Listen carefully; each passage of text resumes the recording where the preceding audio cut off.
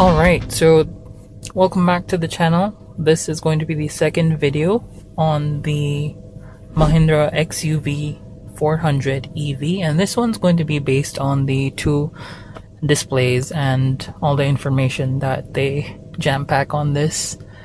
They're both 10.25 inch screens. Here's your center console and here's your driver's display. Let's begin on the driver's display side.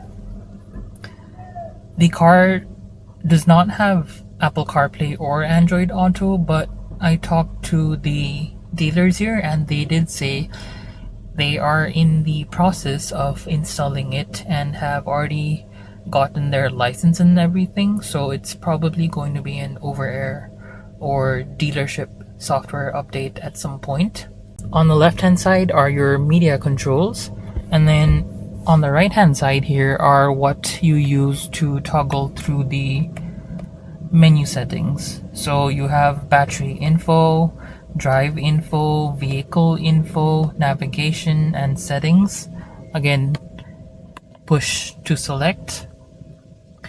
You can change your sound, so your turn signal sound can be changed.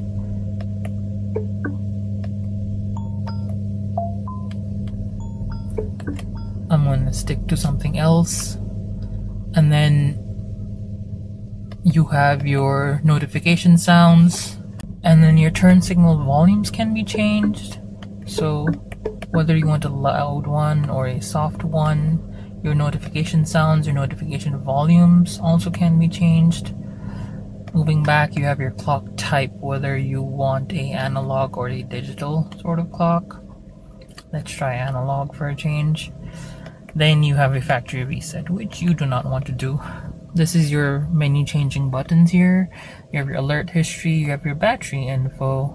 Let's see what they have in store for battery info. Well, basically your state of charge and your efficiency. So I'm at 18.5 kilowatt hours, and at 100% it's showing about 279.80 kilometers range. Then navigation, vehicle info, drive info, battery info, and that's pretty much it. So on the left hand side is again your state of charge, this dial there, then your speed, and then your menu here, and on the right hand side is your range in numerical value, the amount of economical driving you have, and then the power output here. You also have a P, and if you change the gear selector, it will change to D, an L, a reverse, and then a neutral or a park. And you have your temperature and time too, and your odometer at the bottom. And then the last bit of info is your drive mode, fun mode, fast mode, fearless mode.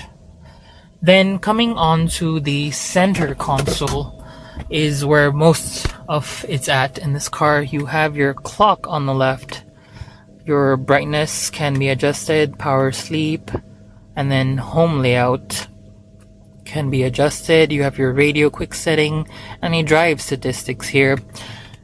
Just like in Hyundai cars, there is a emissions saved with the total number of driving kilometers you've done, the trees saved, your total kilometers traveled, your odometer, basically 9,300 there and there.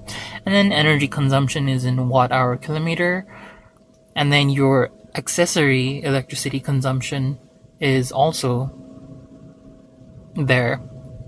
Then moving on to the charge tab, it gives you an estimate of the charging, basically your duration, your energy consumed, and your charging type. We don't need that much at the moment. You have your music, and then you can swipe to the next side, which is your phone, navigation, and applications. So you can have different connectivity here. The thing is, you can insert a USB drive here to have media on board locally stored on this. I don't think cars in Nepal will have these internet related features, but probably in India you might be able to use them. And then moving on to the settings, you have your on the top right, there's a home button and a settings. You have your connectivity in the car on top here. Your touch sounds, keep it off. And then your display, your date time, your audio settings, your phone settings, your vehicle settings, and user input. So starting off with general, you just have like what sort of metrics you want to use. Then for display, you have your screen display, basically this screen display, power, sleep, clock type, home layout. Then you have your date and time settings, which can be synced to your GPS or manually entered via a time zone. Gonna head back. Too much back. And then your audio settings. The audio is pretty good on this car. You have a stage or studio sort of equalizer on this car. Your sound field position, like in most cars, can be changed around or kept in the center. You have equalizers for different presets on this car, and then a speed dependent volume control that automatically adjusts volume according to your road speed, road noises. Your volume settings for different sort of media can be toggled here, and then your default audio settings can be reset. Your phone can be connected to via Bluetooth. I've connected my iPhone. You can add devices. You can change the discoverability of this when connecting. And then you have different ringtones for calls and SMS settings in case you get a call on the road. And here's the main thing, I guess. You have your vehicle settings, and you actually have the option to turn off or on the DRLs, the daytime running lamps. You could turn them off and drive too. And then user input and feedback. If you want a button touch sound, you get that. But I'll keep it off just for my peace of mind. And that's pretty much it. The car does have maps, but this is more for based in India, and so here in Nepal this probably won't work. So I'm really looking forward to an Apple CarPlay Android Auto sort of software update. You can, by the way, play music via different modes. So you have a Bluetooth mode, an iPod mode, a My Drive mode, a USB mode. Bluetooth for phone connection is self-explanatory. Your iPod can basically connect it to this one here. There are two USB ports. One is for charge and one is for a connection, and that could work. But some songs can, like this song, be internally stored here.